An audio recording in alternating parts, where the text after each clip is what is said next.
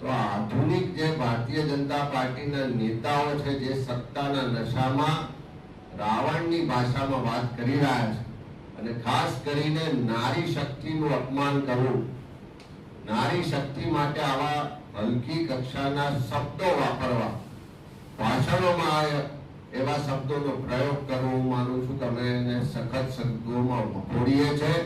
અને જગદીશભાઈ વિશ્વકર્મા એ ભારતીય જનતા પાર્ટીના પ્રદેશના અધ્યક્ષ છે.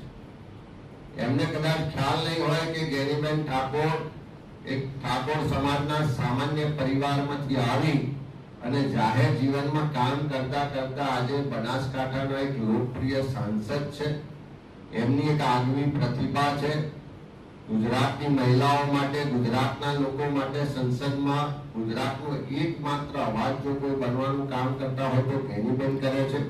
ચૂંટણીઓમાં હાર જીત થાય, ખાડિયામાં આઝાદી પછી ભારતીય જનતા પાર્ટીનો સફાયો થયો તો અમે તો એવું ના કીધું, કોઈ શબ્દો એવા ન વાપર્યા કે ભાજપનું સંપૂર્ણ ધોવાણ થઈ ગયું અને ભાજપના ગઢમાં જઈને અમે સીટો લઈ આવ્યા.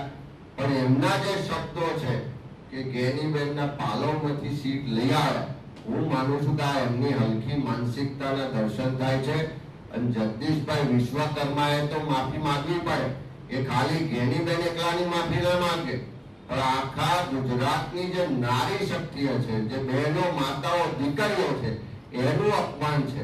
એમની માફી માંગવી જોઈએ.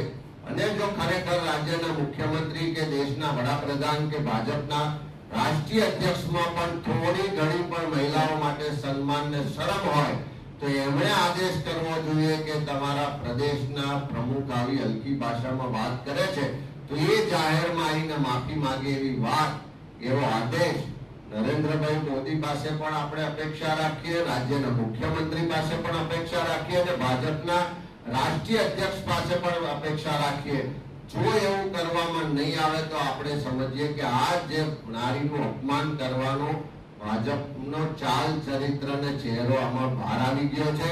આ મનુવાદી માનસિકતા વાળો ભારતીય જનતા પાર્ટીનો પક્ષ કે જેણે મનુવાદની જે એની વ્યવસ્થાઓ હતી એમાં જ નારીઓને ખૂબ નીચલી કક્ષાએ ગણવામાં આવતા હતા. એ જ માનસિકતાથી આજે આ પ્રવચનો, ભાષણો, આ શબ્દો બોલાઈ રહ્યા છે અને સખત શબ્દોમાં વખોડીએ છે. જગદીશભાઈ ગુજરાતની મહિલાઓની પણ માફી માંગવી પડશે ને નહીં માંગે તો આવનારા દિવસમાં ગુજરાતના લોકો પણ એમને માફી માંગે. આપના પોતાના પ્લેટફોર્મ લલકારને લાઈક કરો, ફોલો કરો, સબસ્ક્રાઇબ કરો અને શેર કરો.